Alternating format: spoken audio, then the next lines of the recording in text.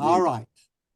So, we started to talk about Rabbi Abraham Abulafia, and we're going to talk about him this evening, and we're going to enlarge our lens on him. And all this is by way of introduction to the Zohar, which we're eventually going to focus on, but I'm going to do a little more introductory stuff. More Nevuchim to Zohar. That's the theme for the next couple of weeks. For today, the next couple of weeks. So let's read and go over what we already. Sorry, I accidentally put regular bill. No. So Brian, I can see you. Let's see. Brian Glenville. Yes, sir. I can see you. So can you read line 3? Rabbi Abraham Abulafia, Yeah, who was excellent. one of the most creative and productive Kabbalists of the 13th century, began by studying philosophy and the guide under the physician Rabbi Hillel ben Samuel of Verona. Verona is, of course, in Shakespeare. Italy. No, Italy, but he's Italy. also Two Gentlemen of Verona, I believe. Great Correct, opera. Brian. Great opera place. Exactly. So this is a typical move for medieval rabbi scholars, physicians, philosophers, Moreh Nevuchim, Aristotelian rationality. But as we said last time, that wasn't the only thing going on in medieval Europe. Brian, would you take up the theme from line 5? He, which is Rabbi Abulafia, then went to Barcelona, where he began to study Kabbalah with Rabbi Baruch Hatugrami, who wrote a commentary called Sefer HaMa'afta'ah on Sefer Yetzirah, which was 3rd century Eretz Yisrael. Okay. Sefer Yetzirah.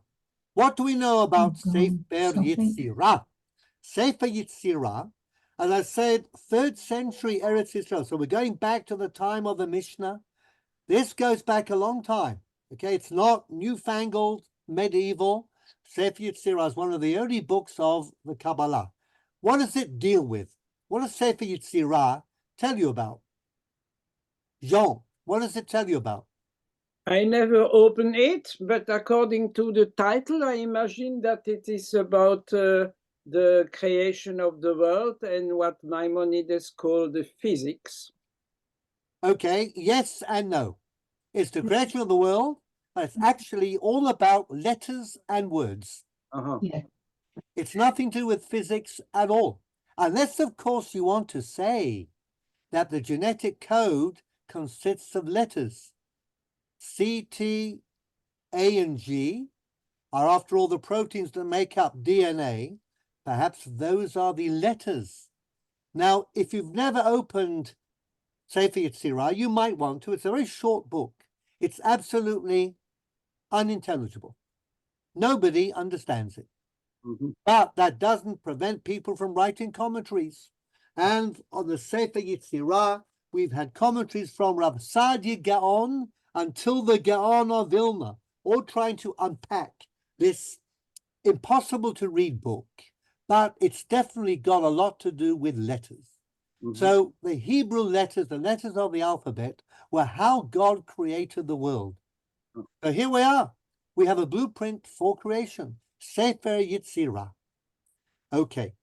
Now, it belongs to a whole genre of what we call the Merkava literature, Kabbalistic stuff that goes back to Second Temple times and before. All this, of course, is to tell you that Kabbalah is not new. Certainly didn't start with the Zohar by any means. So we have many books, Sefer HaKaner, Sefer HaBahir, and the list goes on and on. But Sefer Yetzirah is the most exciting because imagine if you could create a world. Rabbi Baruch Hatugrami was an expert on Sefer HaYetzirah or Yetzirah, and he wrote a commentary on it. Now, who actually wrote the original book? Well, here in the Kabbalah, we're going to encounter the phenomenon of an authorship by tradition and an authorship by scholarship. So who is the traditional author of Sefer Yetzirah? Brian, would you like to tell us, please? Line 7. So the final chapter of Sefer Yetzirah attributes its authorship to Abraham. I presume that's Abraham Abulafia. No, it's Avraham Avinu. Ah. Ah, Oh, on the basis of the verse Ve'et hanefesh asher asu b'charan from Bereshit. Okay, Avraham Avinu. there we are. Now, there's a proof in the Torah for the fact that Abraham made people. What does it say? Et hanefesh asher asu v'charan. In other words, Abraham comes to Eretz Canaan with all his possessions, together with Sarai, of course, and Lot, his nephew, but also im hanefesh asher asu b'charan. What does that mean? Well, rationally you'd say, perhaps these were slaves. They were maidservants. Perhaps they were some kind of groupies. But the verb asu is very strange. Since when do you make souls? Well, I mean, you could use that phrase. It has been used in theology, but what is hanefesh asher asu v'charan? When you heard that in the laning, Mickey, what did you think? Perhaps you didn't. You just heard, right? Yeah, what does it mean? I think what you normally standard learning is that brought them closer to a belief in one God. Exactly. In other words, there was that group of people, but the word asu, it's a little odd, is it not? Yeah. So that gives us mystics a chance to jump on this. And the end of Sefer Yetzirah says as follows: Kisheba Avraham Avinu alav shalom. When Abraham our father came, Hibit v'ra'ah, he looked and he saw, v'hevin v'chakar, he understood and he researched, v'alta biyado habriya, and he understood how life is created. Shneimar, v'et hanefesh asher asu v'charan. Miyad. Once he had all of this knowledge, Nigla alav Adon Kol Yitbarach Shemo, the master of all, blessed be his name, revealed himself to Abraham, Uneshako al Rosho, gave him a kiss on his head, Ukrao Avraham, and he called him Avraham Ohavi. Okay, Abraham, the one who loves me. That's from Yeshayahu. V'kashar 22 otiyot haTorah b'lishono. He then tied the 22 letters of the Hebrew alphabet, the words of the Torah, to his tongue, v'ngila lo et sodo, and revealed to him his secret. So Avraham Avinu understands a huge amount. He understands that there's a Torah and there's a God, and the Hebrew letters created the world. God affirms that. He says, Lech lecha, and now Avraham has the secret of creation. And so he created people. Now, the idea that God created the worlds using combinations of Hebrew letters is found in the Talmud, the Gemara Brachot. Nun Hey tells us that Betzalel, who built the Mishkan parallels the world, also knew the secret of Sefer Yetzirah. Jeff, I'm going to ask you to read on, please, from line 13. And this esoteric knowledge. Okay. The idea that God created the worlds using combination of Hebrew letters is found in the Talmud, and this esoteric knowledge is attributed to Betzalel, the architect of the Mishkan. The Talmud recounts that Rabbi Oshia and Rabbi Hanania used Sefer Yetzirah to make a calf, which they ate on Shabbat. And Rabbi Zera made an anthropoid. Later Okay, on, what's an anthropoid? Well, anthropos is a person, a human being, okay?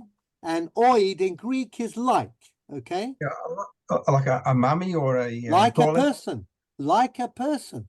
Mm. Okay. Yeah. So Golem, like the golem. exactly. But we don't know, of course. Well, it was pretty much like a golem. The one created in the Talmud certainly was.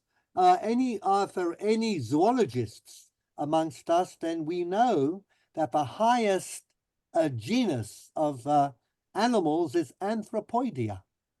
And the family of humans is Hominidae, which is in the family of Anthropoidea. Correct, Jeff?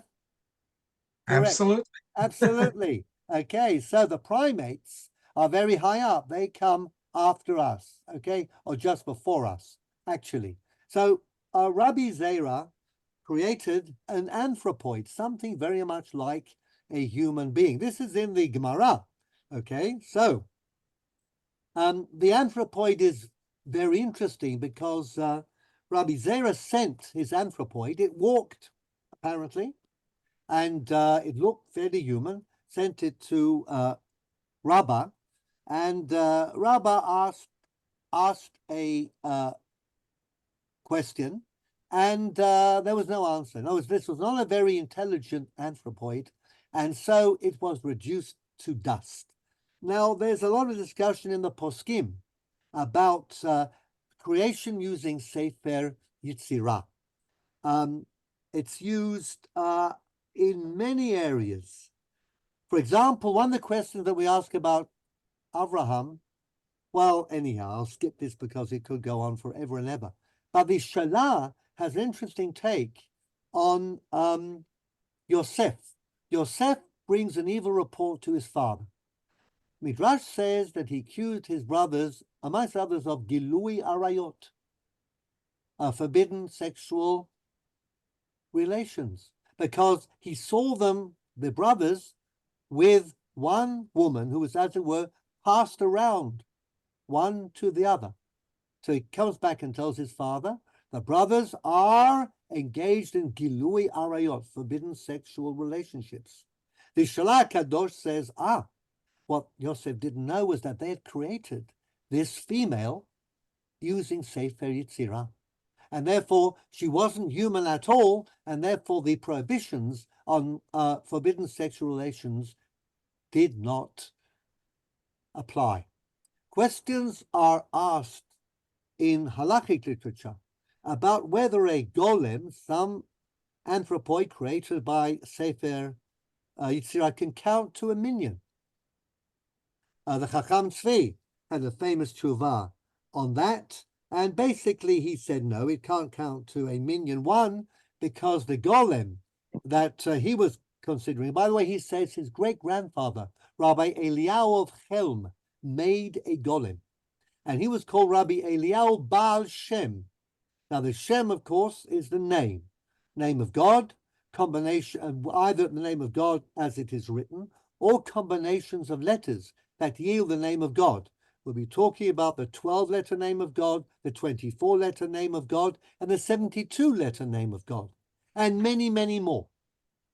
So there is, again, a long-standing tradition from Sefer Yetzirah, right through the Babylonian Talmud, right to the 17th century of the Chacham Tzvi, talking about whether a golem is a person or not. So one, the Chacham Tzvi said, the golem doesn't count to a minyan because it's not intelligent, cannot really answer questions, it can take instructions and can do things. And remember, the golem of the Baal Shem of Chelm was created to protect the area where the Jews lived. And it was very strong and could bash up the Gentiles, but it really didn't have much intelligence. Also, he says, of course, it was not conceived in a human womb. Because in order to be a person for Jewish law, for joining a minyan, or for shchita, even if you have somebody supervising you, that happens as well.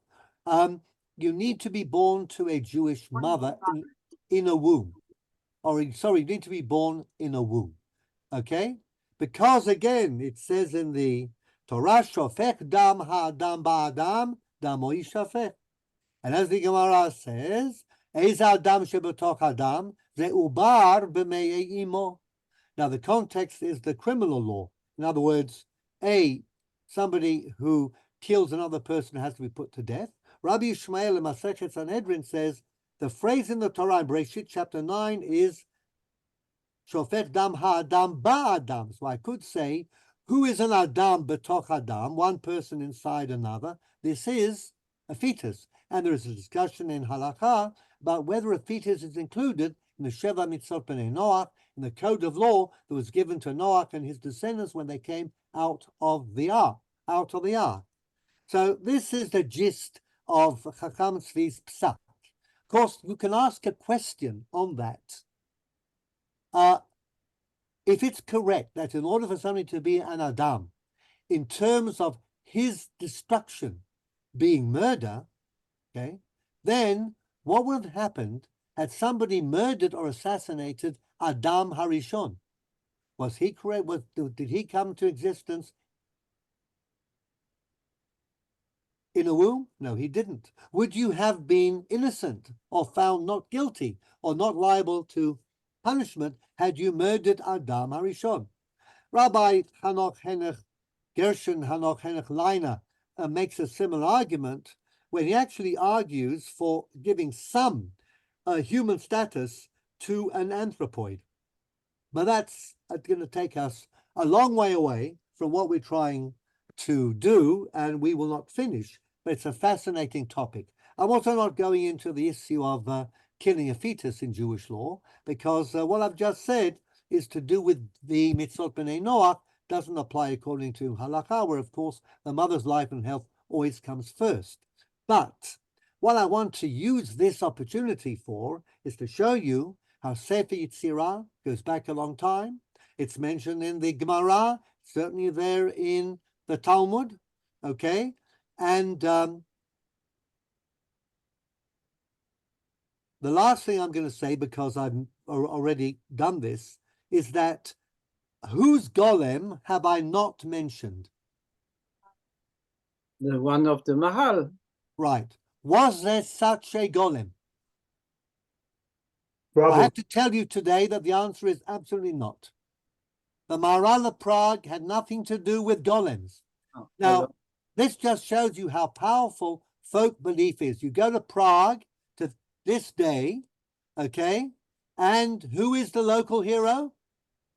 the golem. The golem. You buy him on crystal glasses, keychains, paintings, anything you want, cars. Golem is all over. Was there such a golem in Prague? The answer is absolutely not. Okay? The whole story was invented by a certain Rabbi Yudel Rosenberg, Harvey Cohen, in your Medina. He actually ended up in Montreal, okay? And he wrote a book called Niflaot HaMaharal, and all the stories of the Maharal that we know today and we love and we cherish and we tell our children, they're all invented by Rabbi Rosenberg in the early 20th century, 1906, 1916. And anyhow, we did mention that last week, so we're going to move on. But the tradition is certainly there of the Sefer Yetzirah, creation of golems and all of that. And Baal Shem, of course, is associated with the leader of the Hasidic movement, Rabbi Israel Baal Shem, or the Baal Shem Tov. Now, Baal Shem is somebody who knows how to use letters and combinations of letters in order to get to names of God, and all the letters of the Hebrew alphabet can be arranged in various ways to give us the names of God, and these can give us, according to the Abulafia school of Kabbalah, powerful tools to make changes in the world, or at least to bring about a state of ecstatic prophecy. So let's read on. Rabbi Baruch. Who else would like to read? Rabbi Baruch. Let's see. Ellie. Are Okay. you around? Yeah, can you hear me? Yeah, sure. Great. Okay. 920. Rabbi Baruch. Okay, Rabbi Baruch specialized in 3 core Kabbalistic letter techniques: Gematria, Notricon, and Tmura. And Rabbi Abulafia made extensive use of them in his mystical oeuvre. Okay, great. So gematria, we all know. I'm going to read this, which is an interesting Ibn Ezra. Vayarek et chanichav shmona asar u'shalosh me'ot. We read about Avraham, since we started with him, we'll continue. He engaged his apprentices. There were 318 of them, and off he went to rescue his nephew Lot. Okay? Now, the Gemara is not happy. On one view, the Gemara is not happy with what Avraham did. Apparently, he pressed into military service yeshiva students, and that's not the right thing to do. So, vayarek is that he emptied his chanichim. It's also an interesting word. But shechincham pa'amim rabot b'milchama. Ibn Ezra says, look, Avraham must have schooled his 318 apprentices in the arts of war. The Imlom Nizkar, and sometimes the Torah doesn't tell us everything. The Cheshbon Otiyot Eliezer Derech Drash. But if you do a gematria on Eliezer, what number would you get? 318. 318. And that's why the other view in the Gemara says Avraham did not conscript the yeshiva students. He simply took Eliezer, who's got the same gematria as 318. But Ibn Ezra says, twaddle, nonsense. Kiena katuv medaber b'gematria. What do you mean the Torah is involved in gematria? Ki yachol harotzeh lotzi kol shem l'tov u'l'ra, rak Hashem kamashmao. You can do all sorts of things with these words, but we have to understand it literally. But what I'm trying to tell you, of course, that in the Gemara, Masechet Nedarim, a very respectable Masechet in the Babylonian Talmud, we learn about gematria. So gematria has been around a long time. It didn't start with the Zohar. Now, bet, this thing I will unpack, but Ellie, don't go away. You can read some more soon. Guide. Rabbi Abulafia, as I said, wrote 3 commentaries on the Moreh Nevuchim. What main one, which is called Sefer Sitrei Torah, the book of the secrets of the Torah. And we talked about that segueing from Moreh Nevuchim to Kabbalah. But how many chapters are in the first part of the guide? 75. How many chapters are there in the second part of the guide? 65. And how many are there in the third part of the Moreh Nevuchim? 86. That's a total of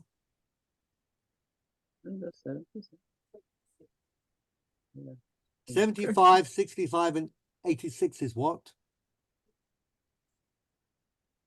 77. Should be 177. And the gematria of Yodei Chen. Now, those who know the secret law, Chen is Chet Nun, which means Chochmat Hanistar. Now, Chochmat Hanistar also comes out to 177. Yodei Chen.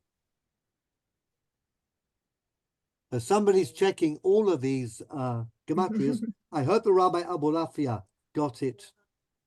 But Right, no, I'm doing Yodei Chen. but it's not correct. 75, 65, and 86 is not 177. Right, it's 216. 216. Not 26, sorry. 226. Well, we have to do these gematrias again. I apologize. I took Abulafia's word for it, and I hadn't checked. So clearly, we're going to have to have a look. I know 86 is wrong. If I have 75. 75 and 65 is 140. And 65 is 140. And how much do I need to get to 177? You need 37. 37. Well, one of these sections of the Moreh has 37. The 86 is, of course, wrong. The 86 is wrong. And part 1 is 37. Just have to rearrange this, and we'll do this now. Part 1 is indeed 75. Part 2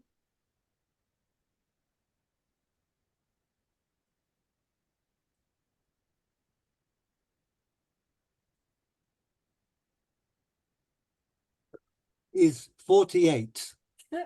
So I have to change this. It's 75 plus 48 113.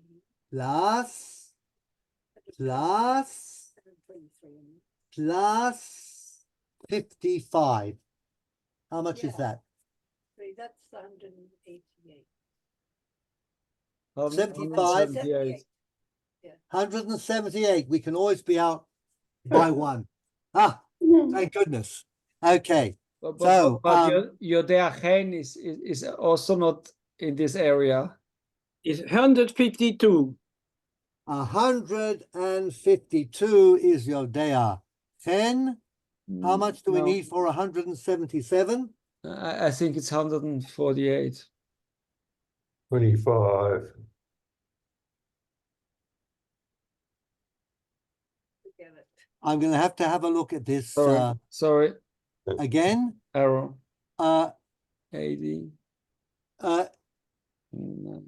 Sorry, my error. Your Dea is 10. Your Dea is 90, no? Is that the Shiur? 58 plus. Okay. I will get back. It was so good when I saw it, but I didn't check it. So there we are. Going to check your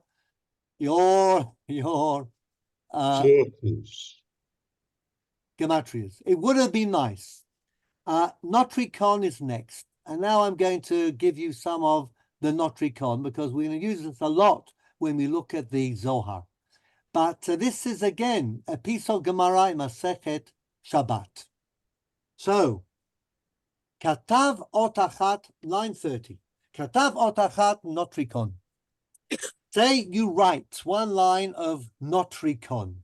Notricon is a Greek word, okay? Notarius, it means that you're putting something down basically in shorthand. Rabbi Yeshua ben Betera mechayev hachachamim potrin. So machloket whether if you write something in Notrion, you will have broken Shabbat, and of course you're forbidden to write. Amar Rabbi Yochanan mishum Rabbi Yossi ben Zimra. Minayin lashon Notrikon min Torah. How do I know that there is Notrikon in the Torah? Shneimar ki av hamon goyim netaticha. Avraham again is going to be the father of a multitude of nations. Why Hamon Goyim? What's Hamon? A lot of? How many? Redundant word, okay? Could have said Ki Av Goyim or Av Legoyim. Av, so we now take each letter. The Av, first letter is Aleph, as Av Netaticha Lumot. You will indeed be a father for the nations. Then there's Bet. Bachur Netaticha Bu'umot. I've made you a Bachur. Bachur, by the way, here means the chosen one. Okay? Nivcha. Hamon. Chaviv netaticha be'umot. Hamon, chaviv. So it goes back to the chet. They changed the chet. Hamon, chaviv. You can do anything with notricon. Melech. The mem would be melech. King. Vatik. Netaticha. Ne'eman netaticha. So this is the Gemara. All I'm telling you is about the Gemara that uses Notricon. So we're talking about abbreviations. Rabbi Yochanan Didei Amar. Rabbi Yochanan himself did a Notricon. Previously he'd cited Rabbi Yossi ben Zimra. Now he says Anochi Hashem Elohecha. The opening line of the 10 Dibrot. What is the Notricon of Anochi? Ana Nafshi Ketivat Yahivat. I myself, says God, wrote and brought. Anochi. Rabbanan Amri, the rabbis say, Amirani ima ketiva yahiva. I brought you a pleasant piece of writing. Okay? Anochi. Iked Amri Anochi lemafreya. Now you can turn it the other way around. you can say from a Yud Chaf Nun Aleph, Yahiva Ketiva Ne'emanin Amarei. The bringing of the writing consisted of trustworthy sayings. Okay, are you getting the idea? We play with letters and words. Debei Rabbi Natan Amri, ki yarat haderech lenegdi. This is, of course, the chamor, the donkey talking to Bilam. The word yarat is very strange. A lot of different views as to what it actually means. Notricon says yara, ra'ata, natata. The donkey sensed something and became afraid. Then she saw, actually, because her eyes were open, saw the angel, natata, and then she turned aside. Okay? Yarat. Deber Rabbi Shmuel Tana, Carmel. Geresh Koliva Carmel is Sur Chadash. Carmale, it has to be a nice, full, juicy ear of corn, not something, not something shriveled and swallowed up. Rav Acher bar Yaakov Amar, Hu Kilalani Klala Nimretzet. About whom is this said, experts on the Tanakh? Who cursed whom with a Klala Nimretzet? David said that about Shimi ben Gera. Absolutely, Jean. 12 points. Okay? But Nimretzet is a strange word again. Perhaps a hapax legomenon, not rikon. So what did he say? Shimi ben Gera, when he's cursing out King David? Noefhu. He's an adulterer. Why is David an adulterer? Bathsheba. Moavihu. Why is he a Moabite? Descendant of Ruth. Exactly. Rotzeahu. Why is he a murderer? Because he killed Uriah Hittite. Uriah. Sorerhu, Toivahu. Well, if he's done all that, he's also bad for the Jewish people in general. Rav Nachman bar Yitzchak Amar, Manadaberu Manitzadak, said, who to whom?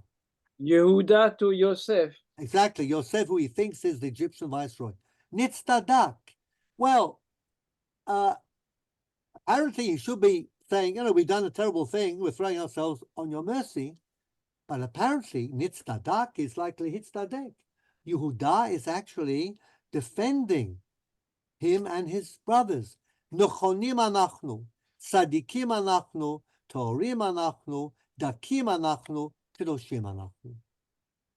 We are the ones who are in the right here. Something very evil is going on to make us into slaves.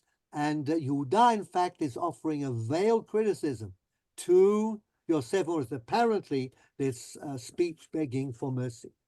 Again, Masechet Shabbat.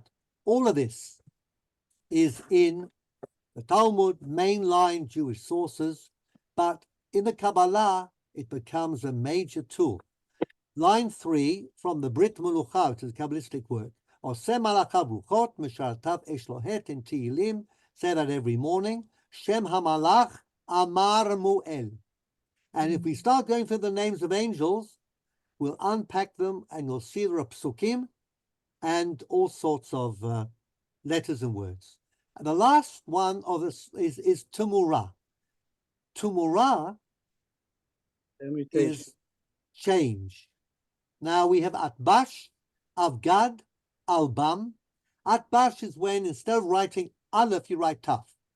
So the person who knows how to read it will see an Aleph and will go back to the Taf. And if you write a Bet, he'll see Resh.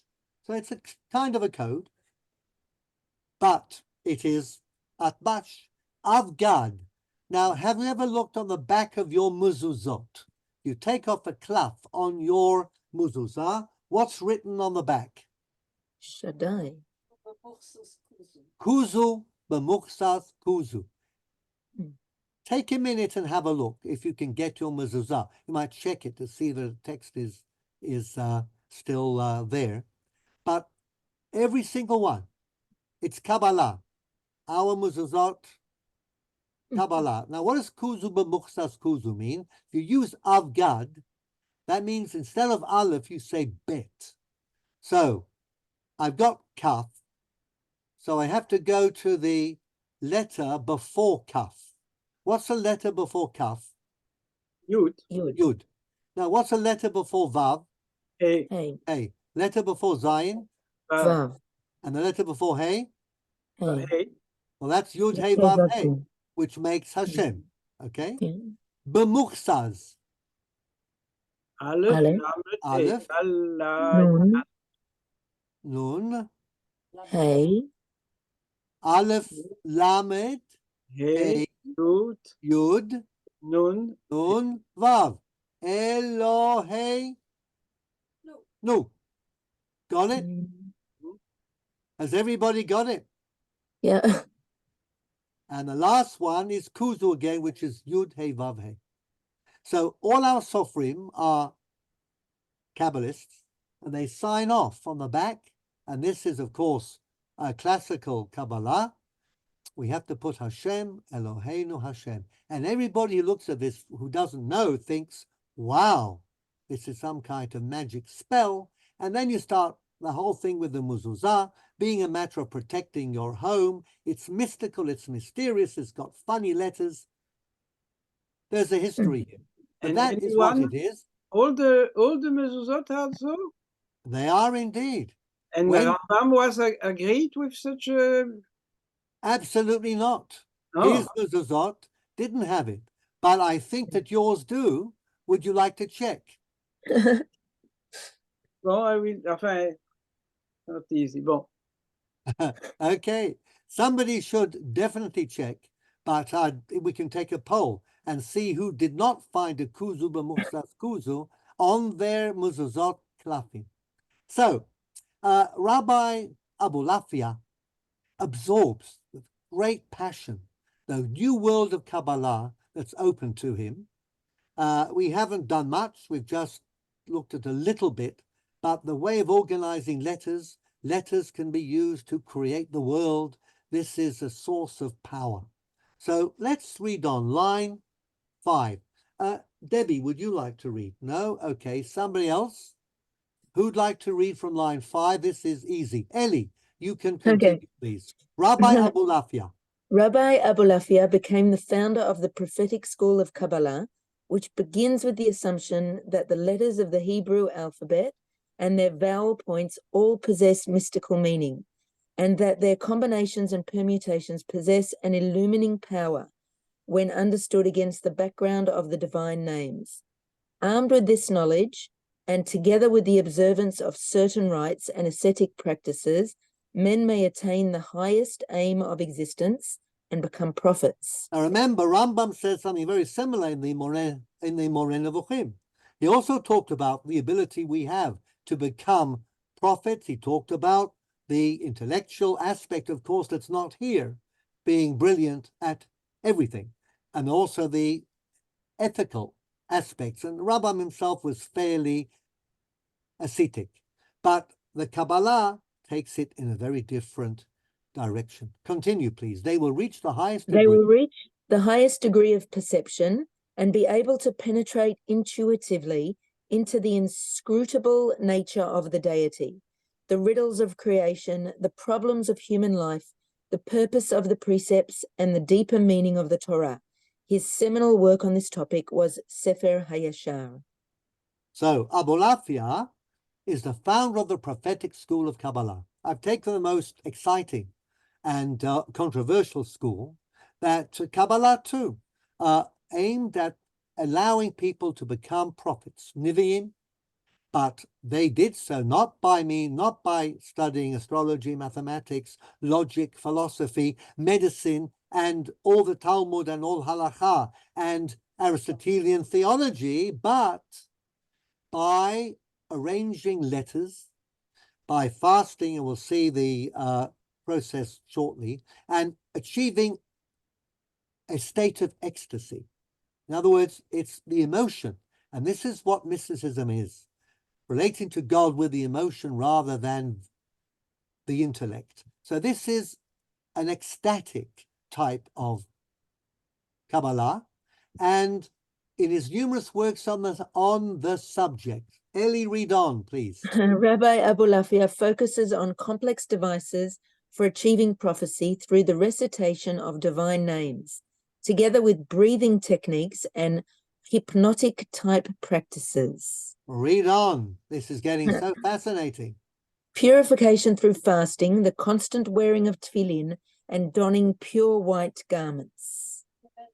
The donning pure white garments recalls an episode with the Rebbe of Kotsk. The Kotsker Rebbe, the famous Rabbi Morgenstern, okay, who was the most non-Hasidic Rebbe, once had a young man come to him who was a candidate for Admorship. He wanted to become a Rebbe. He wanted a recommendation from the Kotsker. So the Kotsker says, what are your qualifications, young man, for becoming a fledgling Admor? He says, well, you know, I only eat dry bread and drink water. In the winter, I roll in the snow. I break the ice every morning in the winter on covering the river and the lake. And I live an ascetic and harsh life. And I wear white garments all the time. And I'm always wearing my tefillin. And I fast every day except for Shabbat. And I get somebody to give me lashes every day after davening. Kotsker takes a young man over to the window. It's Polish winter. Snow is falling. And he points to the field next to the house. And he says, what do you see there? The young man says, I see a white horse. So the Kotsker says, and what do you think the horse eats? So the young man said, I guess he eats grain, something not very sophisticated. And what do you think he drinks? I think he drinks water. And I can tell you, says the Kotsker, that he does, in fact, break the ice on the river to get a drink every morning and the lake. And he rolls about in the snow. He's very cold. And he's white completely. Aber bleibt a Pferd. But he's still a horse. Go and learn about people, and then you can come back and try and be an Admor. However, that's just a by the by. Ellie B, writing out specific letter groups and their permutations. Psychological maneuvers, chanting the letters in conjunction with specific respiratory patterns, as well as head positioning, head between hands resting on the knees. Very new age. This is 13th century. Debbie says it's new age, saying this Yeah, is it sounds like 13th yoga. century literature. Absolutely. Do you think that we have discovered these things? This goes back to the ancient East. Alexander the Great and his cohorts brought it to Greece. And then we have the oracles of Delphi and the Hives and the ecstatics. Been around for a long time. We just call it New Age because we don't want to think of ourselves as being old-aged. Mental imagery. Mental imagery of letters and human forms. The mystic imagines a human form and himself without a body. Then the mystic draws the letters mentally, projects them onto the screen of the imaginative faculty. He mentally imagines the patterns of letters. He then rotates the letters and turns them in a Boustrophedonian way. Boustrophedonian way. You all know what Boustrophedonian is, don't you? Hello? Well, actually, it's Greek, of course. Actually, boustro is an ox. And the onion is to twist. And the fedo is the plowing. An ox plows a field, it goes one way, then it goes the other way. So you can arrange letters going, say, from left to right, and then you put them from right to left, and it'll look different. Or you could, like in a crossword, you could have letters going on a diagonal, okay? So you can make a box, make a grid, and letters can go in different ways. That's the science of Boustrophedonian, okay? The Boustrophedonian way. Look it up if you don't believe me. I did not invent the word, okay? And it is a technique that, again, goes back in the ancient world, and the Kabbalah uses it a lot, okay? So you get the idea. We're talking about the letters, the letters that were used to create the universe according to the Kabbalah. The mystic, okay, using these exercises will eventually be able to arrange letters and understand how the letters of the alphabet engage with the names of God, and with the names of God and the letters of the alphabet, we can understand all of the riddles of life and work out what's going on in the universe and also influence it. In his Imre Shefer, Rabbi Abulafia writes, and the letters with their forms are called the Aspaklaria Me'ira. Anyone who gazes at them in their forms will discover the secrets and speak to them, and they will speak to him. And they are like an image in which a man sees all his forms standing in front of him. And then he will be able to see all the general and specific things. so what we're aiming for in prophetic Kabbalah or ecstatic Kabbalah is to get to the stage when we can see these amazing things, okay? When we can understand and we can receive messages. And the messages come from something like ourselves, which is addressing us. Now, I just want one more. Who would like to read? Georgina, are you there? No, I don't get an answer from Georgina. So, I'm here. Georgina, would you like to read, please, from line 30 in Otsar Eden In Otzar Eden Ganuz, Ganuz? Rabbi Abulafia explains the final phrase in which the Phase, not phrase, phase. explains the final phase in which the Kabbalist experiences the prophetic revelation, sometimes referred to as the Magid, and you shall feel another spirit besides fear, awakening within yourself and strengthening you and passing over your entire body and giving you deep satisfaction. That's in most of Abulafia's works are in manuscript. That just gives you the reference. If you happen to be in the Bodleian Library, you can look it up. The goal of the mystical prophet. The goal of the mystical prophet is to attain the vision of a human form, which is closely linked to his own physical appearance and is generally experienced as standing in front of him.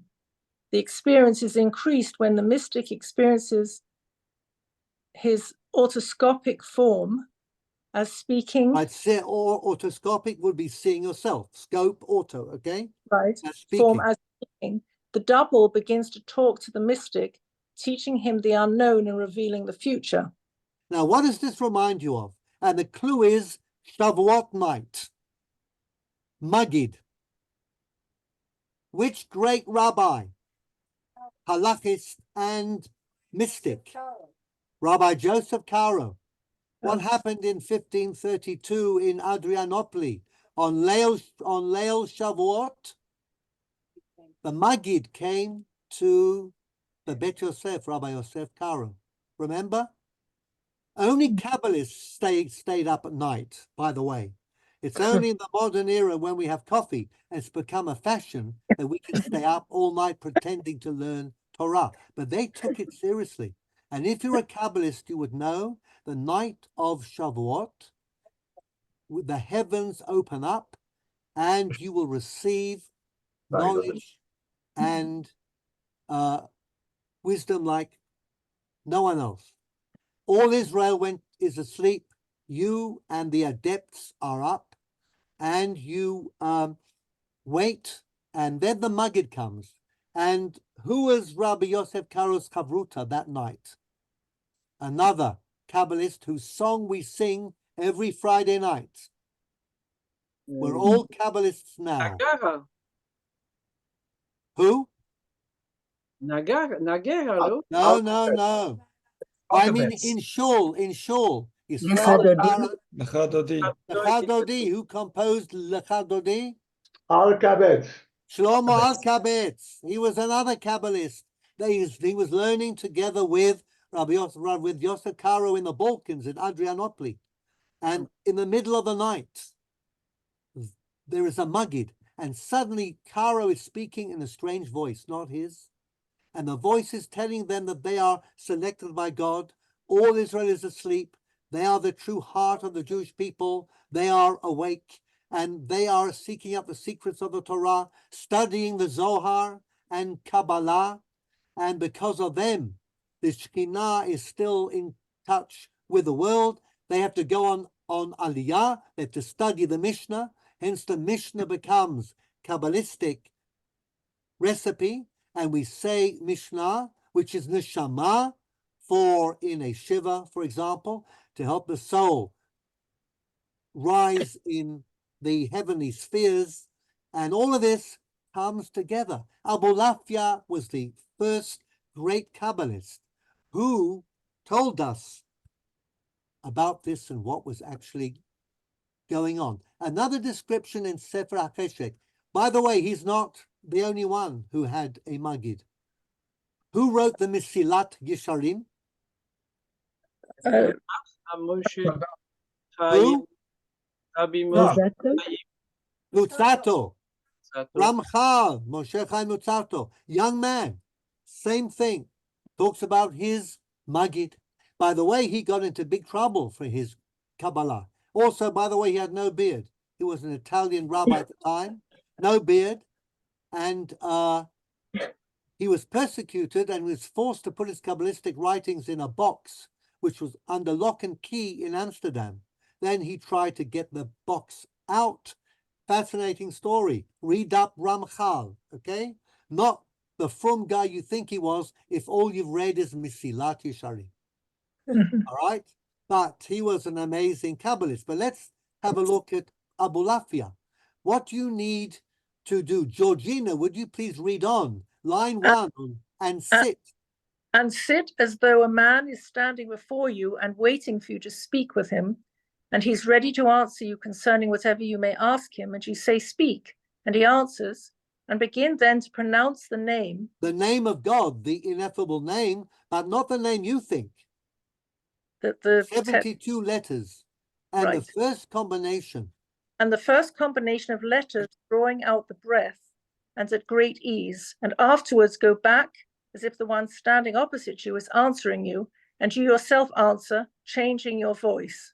Wow. Rabbi Shlomo Alkabetz talks about the amazing phenomenon that Rabbi Yosef Karo suddenly begins to speak in a different voice. And it's not him, but it's coming out of his mouth. And they're listening, and this is what the Maggid is saying. Okay? So read up on that. But we are very much closer to the Kabbalah than we think. And it's no surprise that the Shulchan Aruch, Bet Yosef, Rabbi Yosef Karo, incorporates many mystical doctrines that have become part of orthodoxy, and the Mishnah Brura follows many of these mystical and Kabbalistic ideas. That's a different shiur. Come on Shavuot night, and I'll tell you how the Mishnah Brura has made us all into Kabbalists. Now, 7 in 1270. Thank you, Georgina. I'll get some other native English speakers. Do I have any more? Brian, we're back to you, please, if you're still there. Line 7 in 1270. In 1270, Rabbi Abulafia had his own prophetic vision, instructing him to meet the Pope for a discussion of Judaism with the possibility of converting him. I mentioned this last time too, but I want this to sink in. Prophetic, ecstatic Kabbalists often have very weird ideas because they think they can change the world, and they think they can save the Jewish people. Now, as I told you last time, the great idea to make the Jews successful was to get the 12 tribes from out of Sambatyon River, have an army combined with the Catholic countries, France, Italy, and the Holy Roman Empire, advance on the Muslim countries, defeat the Muslims, take over Jerusalem, and then the third temple will suddenly drop out of the sky and everything will be hunky-dory. Read on, please. He did not rush to fulfill it, but instead traveled throughout Spain and Italy, constantly seeking out disciples to whom he communicated mystical lore. And amongst his star pupils were Rabbi Moses of Burgos. Burgos, of course, is in northern Spain, Catalonia, not heavily influenced by the rational Muslim tradition, born 1220, and Rabbi Yosef Gikatila.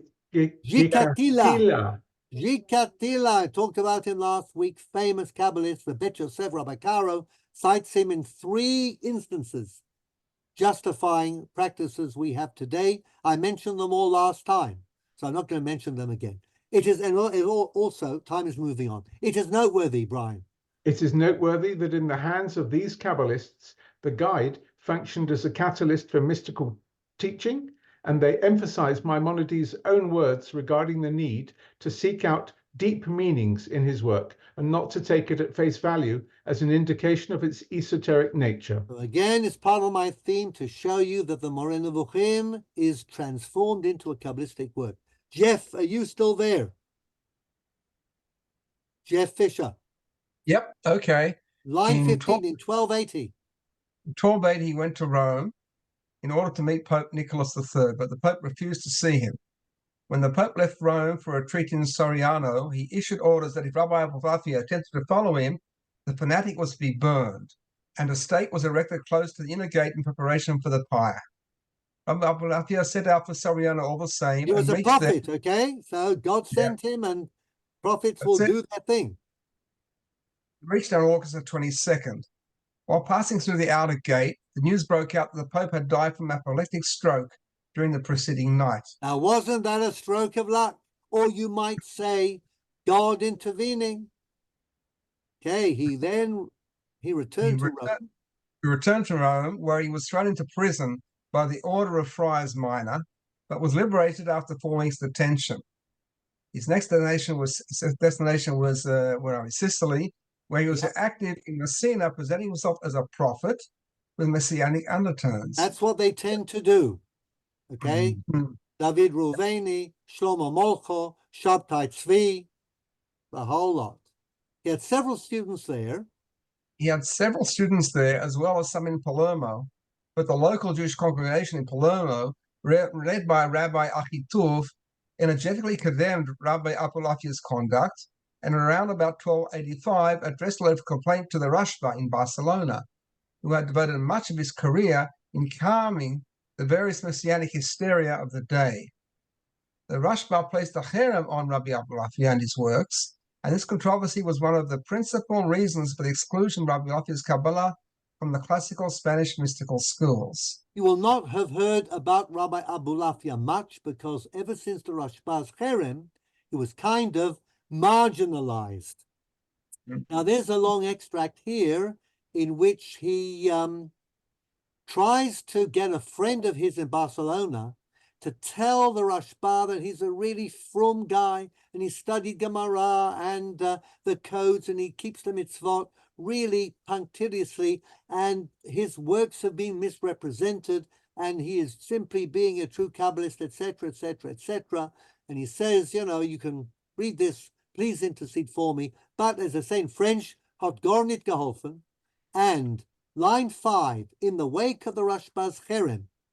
In the wake of the Rashba's cherem, Rabbi Abulafia was forced to leave Sicily and spent the last year or two of his life on the island of Comino near Malta. It was there he wrote his last and perhaps his most intelligible work, the meditation manual in Re Shefer, 1291. After this, all trace of him was lost. There we are, a typical mystic's end, okay? So Imre Shefer is respiration, breathing, self-hypnosis, fasting, spending nights up. All of this is going to get you into a frame of mind when you'll be open to a lot of mystical things. Let's read on and finish this. 9. Okay. Some of Rabbi Abulefa's treatises, such as Sefer HaTzeuf, that's combination of letters to make divine names, were translated into Latin and Italian by Rabbi Elijah del Medico for Giovanni Pico della Mirandala, who is the influential humanist and Christian Kabbalist. They were Christian Kabbalists. We'll talk about them too. Pico's most devoted follower in the area of Christian Kabbalah was Johannes Reuchlin. Another humanist and defender of the Talmud, who is listed by the Tiferet Yisrael as one of the Gentiles who are guaranteed a share in the hereafter. Who else is on the Tiferet Israel's list, Rabbi Israel Lifshitz, as Gentiles who get to the world to come. Johannes Reuchlin, he defended Judaism. Who else is on the list? No.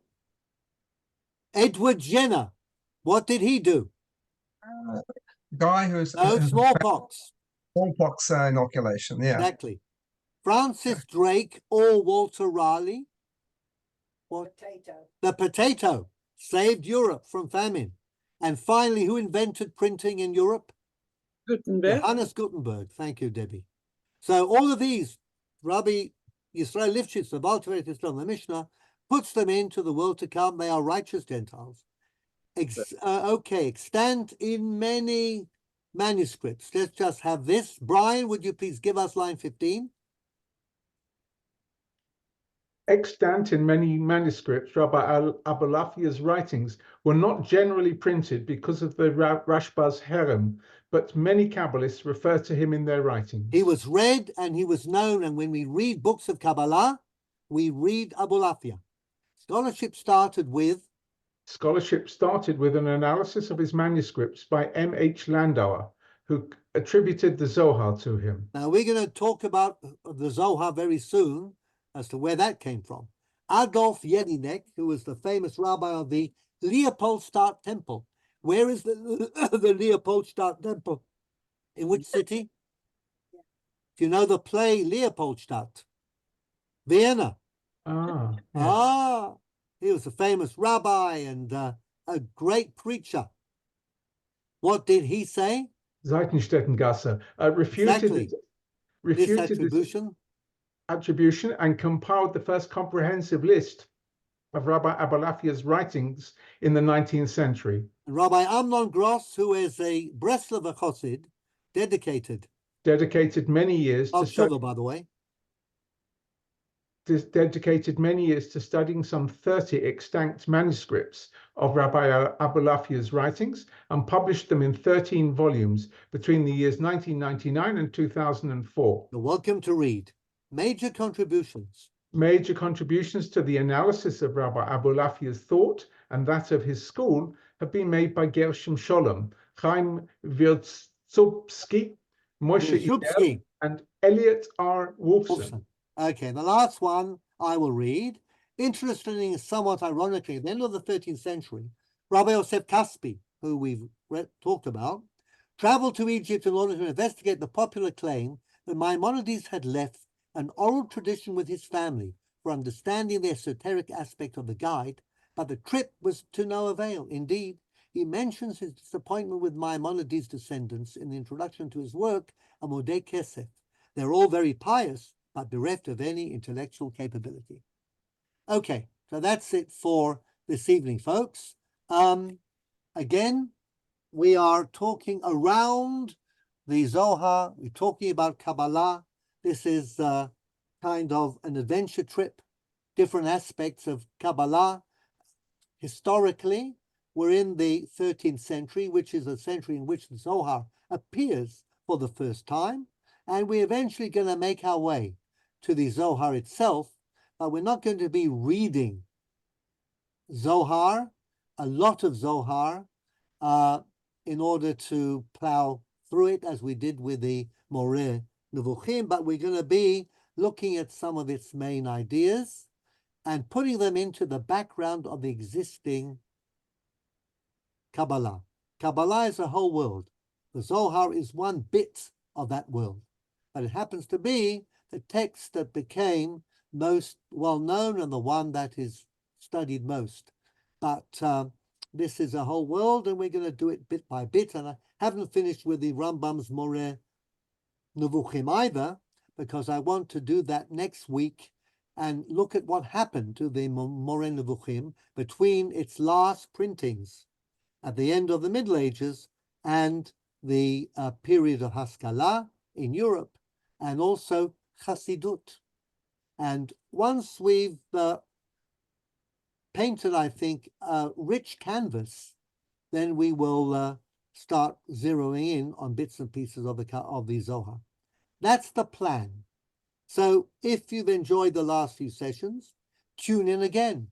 If you want something more disciplined and more textual and more formal, then look somewhere else, okay? But as I said, I didn't think it was appropriate to dive into the Zohar and simply read it because it's not quite something that I think you can read without a bit of preparation. And also the richness of this world and its influence on Jewish history is a very powerful one. So I wanted to put that down as a background. Okay, that's it. Any questions, comments? Anybody would like to say something before we adjourn for this evening? Only here the mezuzah. I don't know if you can see it. Yeah, It's there we are. Here, And when you open it at the top, here it comes up. Kuzu, B'muchsaz, Kuzu. There we are. You see? And if you check your muzazot, they're all like that. As I said, we're all Kabbalists now. And this is accepted by anyone? Sorry, Jean? And this is accepted by anyone? Everyone. Some of them, like you, don't even know, right? Yes, I do. Imagine the other things I could tell you the Kabbalists are doing. Sofrei Stam have a bad reputation, if you like, as Kabbalists. Do you know what they do to your tefillin before you get them? Well, it's a secret. I'm not sure I can tell you. Anyhow, we will go through a few things like this as well, because one of my very favorite topics is the influence of Kabbalah on halacha. It's far more pervasive than you might think. Okay. Because Rambam, if I remember, speaks against people who write some things on the mezuzot, but it's apparently something else than that. May not be, may be exactly that. Go and check. But I will devote a session or two to Rambam's critique, to the Kabbalah, halacha, how it influenced, whether it should influence, difference between the Mishnah Berurah and the Aruch HaShulchan, all in relation to that issue. Okay, so I'll say good evening.